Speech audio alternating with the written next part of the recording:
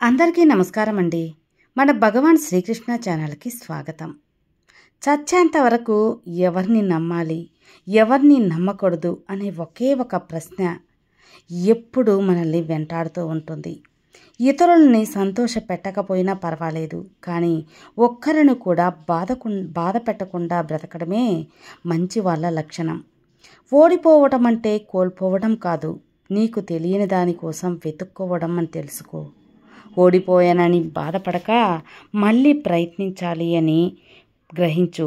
అప్పుడే విజయం తప్పక వరిస్తుంది. ఇతరులను బాధ పెట్టడం నీటిలో రాయి వేసినంత సులువే. వారిని తిరిగి మామూలు స్థితికి తేవడం ఆ రాయిని వెతికి తీసుకొచ్చేంత కష్టమైన విషయం. అందుకే ఎవరిని బాధ పెట్టకుండా ఉండాలి అనేది. తగ్గి బతుకు, కానీ తలదించుకుని బతకవద్దు. ఈ ప్రపంచంలో ఏది పగిలినా సరే అది శబ్దం చేస్తుంది, కానీ ఒక మనసు పగిలినప్పుడు మాత్రమే మౌనంగా అలాగే మిగిలిపోతుంది. అత్యంత కఠినమైన జీవిత సత్యం ఏమిటో తెలుసా? ఎవరి మనసు మంచిగా ఉంటుందో, ఎవరి తలరాత చెడుగా ఉంటుందో, గెలుస్తా అనే నమ్మకం మోసుకుంటూ వెళ్ళేవారికి దూరం ఎంతైనా కానీ అంతగా భారం అనిపించదు. పరిగెత్తు, అనుకున్న ప్రతిసారి పరిగెత్తు. ఏదో ఒకటి నిన్ను వెనక్కి లాగుతూ ఉందంటే అది మరో రూపంలో ఉన్న నీ బలహీనతే అయి ఉంటుంది. నీ బలహీనతను మరోసారి పరిశీలించుకో. జీవితం అనే ఒక యుద్ధ భూమిలో పోరాడితేనే గెలిచే అవకాశం ఉంటుంది. ఊరికే నిల్చుంటే ఓటమి తప్ప ఇంక ఏమీ ఉండదు. నీ యొక్క గొప్పతనాన్ని నిర్ణయించేది నీ గుణం మాత్రమే, మరేదీ కాదు. తాళిని బరువుగా భావించే ఏ స్త్రీ కూడా సంసారానికి అస్సలు పనికిరాదు. అలాగే భార్యను బానిసగా భావించే ఏ మగవాడు కూడా సమాజానికి పనికిరాడు కదా. నిజమే కదా. బానిసత్వానికి అలవాటు పడ్డవాడు తన బలాన్ని ఎప్పుడూ గుర్తించలేడు. ఈక ఊడిందని ఎగిరే పక్షి ఆగిపోతుందా? అలాగే ఎవరో నీతి లేనివారు ఒక మాట అన్నారని నీ పయనం ఆగకూడదు మిత్రమా. తుమ్మ చెట్టు ఎంత ఎదిగినా కూడా మనం తులసి చెట్టునే పూజిస్తాం. అలాగే చెడ్డవాడు ఎంత గొప్పవాడైనా కూడా మంచి మనసున్న వారికే గౌరవమిస్తాం. అలాగే ఇవ్వాలి కూడా. మనం చేసిన పనిని మరుక్షణమే మర్చిపోవాలి. మనకు మంచి చేసిన మనిషిని మరణించే క్షణం వరకు గుర్తుంచుకోవాలి. ఈ ప్రపంచంలో చెడ్డవాడిని కనిపెట్టడం చాలా కష్టమైపోయింది. కానీ చెడ్డవాడు మంచివాడి కంటే మంచిగా నటిస్తున్నాడు కాబట్టే అలా కుదురుతుంది. ఇది అక్షర సత్యం. గతం గురించి ఆలోచించి భవిష్యత్తును పాడు చేసుకోవడం మూర్ఖుల యొక్క లక్షణం. ఓపిక పట్టేవాడు ఎప్పుడూ ఓడిపోడు. ఒక్కసారి ఆ ఓపిక పట్టి చూడు, నీ జీవితం నీకు చాలానే నేర్పిస్తుంది. పూర్వపు రోజుల్లో మనుషులు రాళ్లతో నిప్పు పట్టించేవారట. ఇప్పటి రోజుల్లో మనుషులు మాటలతో ఏకంగా తగలబెట్టేస్తున్నారు కాదంటారా?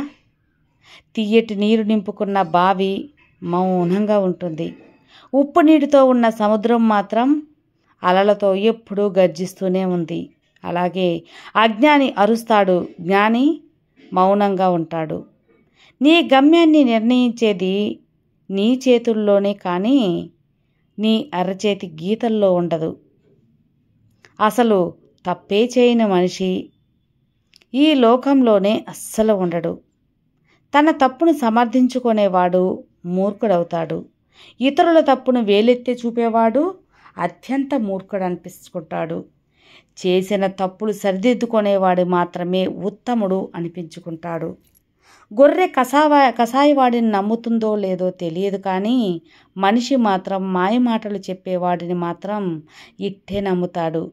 అంటించే శక్తి అగ్గిపలకు ఉన్నా వెలిగించేందుకు మాత్రమే ఒక చెయ్యి కావాలి. ప్రతి రాయిలో కూడా భగవంతుడు ఉంటాడు, కానీ దానికి రూపం ఇవ్వడానికి ఒక శిల్పి తప్పక అవసరం. అలాగే మనిషి తనను తాను నిరూపించుకోవడానికి ఒక అవకాశం తప్పక కావాలి. ప్రతి సమస్యకు ఒక పరిష్కారం, ప్రతి నీడకు ఒక వెలుగు, అలాగే ప్రతి బాధకు ఓ ఓదార్పు. ఇవన్నీ ఉన్నట్టే భగవంతుడి దగ్గర ఎప్పుడు ఇలాంటిది ఒకటి ఉండే ఉంటుంది. కాబట్టి నమ్మకం కోల్పోవద్దు. ఒక ఆలోచన మనల్ని నిద్రపోనివ్వట్లేదు అంటే అది మనం సాధించాల్సిందైనా అయ్యుండాలి, లేదా బాధించేదైనా అయ్యుండాలి. పొగిడి నిన్ను పాడు చేసేవాడికంటే నీ మంచి కోరి నిన్ను దండించి తిట్టేవారే మేలు. నిన్ను గౌరవించే వారిని గౌరవించు, అలాగే నిన్ను అవమానించే వారిని కూడా గౌరవించు. నీ గౌరవం రెట్టింపు మరింత పెరుగుతుంది. జాగ్రత్త, మాట్లాడే మాట జాగ్రత్త, దాచుకోలేని ప్రేమ జాగ్రత్త, అనవసరమైన కోపం జాగ్రత్త, మళ్ళీ రాని ఈ క్షణం కూడా జాగ్రత్తే. కష్టం ఎలా బ్రతకాలో నేర్పిస్తుంది, నష్టం ఎవరిని నమ్మాలో నేర్పిస్తుంది. 10 మంది మన గురించి మంచిగా అనుకుంటే ఆ సంతోషం ఎంతకాలం ఉంటుందో తెలియదు, కానీ ఒక వ్యక్తి మన గురించి చెడుగా అనుకుంటే మాత్రం ఆ బాధ జీవితకాలం వెంటాడుతూనే ఉంటుంది. కావలసిన దాన్ని పొందడం కోసం కొన్ని వదులుకున్నా పర్వాలేదు, కానీ కాలంతో పయనించే నీ జీవితాన్ని మాత్రం ఎప్పటికీ కోల్పోకు. నువ్వు పడుతున్న బాధలు ఎవరికీ అక్కర్లేదు. నీ కనుల వెనుక ఉన్న కన్నీళ్ళు ఎవరికీ పట్టవు. నీ మనసుకు అయిన గాయాలు అసలే అవసరం లేదు, కానీ నీ వల్ల ఒక్క తప్పు జరిగితే మాత్రం 100 నోర్లు మాట్లాడుతాయని గుర్తుంచుకో. ఇదే జీవితం, ఇదే ఈ సమాజం. ఎవరు ఏం చెప్పినా విను, కానీ నీ అంతరాత్మ ఏం చెప్తుందో అది మాత్రమే చెయ్యి. ఎందుకంటే మనస్సాక్షి మించిన గురువు మరెవ్వరూ ఉండరు. మీ జీవితంలో నిన్ను ప్రేమించే మొదటి వ్యక్తిగా నువ్వే ఉండాలి. చిన్న చిన్న మాటల్లో కానీ ఆనందం వెతకడం అలవాటు చేసుకోవాలి. ఎందుకంటే పెద్ద పెద్ద మాటలు అనేవి జీవితంలో చాలా అరుదుగా చోటు చేసుకుంటూ ఉంటాయి. నువ్వు ప్రయాణించే జీవన మార్గం మాత్రం మరొకరు అనుసరించేదిగా ఉండాలి. మాటలైనా, నీళ్ళైనా, లేదా ఏదైనా సరే పారబోయటం తేలిక, కానీ తిరిగి తీసుకోవటం అసాధ్యం. అందుకే మాటల విషయంలో ఆచితూచి మాట్లాడాలి. మనం సంతోషంగా ఉంటే మనం ప్రేమించిన వాళ్ళు గుర్తొస్తారు. అదే మనం బాధల్లో ఉంటే మనల్ని ప్రేమించే వాళ్ళు గుర్తొస్తారు. కాదంటారా? నిజమే కదా?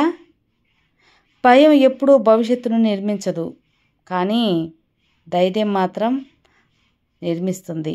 ఆశ అనేది తప్పక నిర్మిస్తుంది. భూమి మీద జీవించటం శాశ్వతం కాదు, జీవితంలో వచ్చే సమస్యలు మాత్రం శాశ్వతం ఎలా అవుతాయి? అందుకే ప్రతి క్షణం నవ్వుతూ సంతోషంగా జీవించు.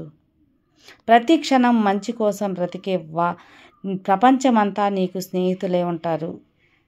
ప్రతి క్షణం చెడు కోసం బ్రతికే ప్రపంచంలో ప్రతి మూల నీకు శత్రువులే. అర్థమైందనుకుంటాను. సమయం నీది కానప్పుడు మౌనమే ఉత్తమమైనది. మౌనంతో ఎన్నో గెలవచ్చు, అలాగే ఎన్నో సాధించవచ్చు కూడా.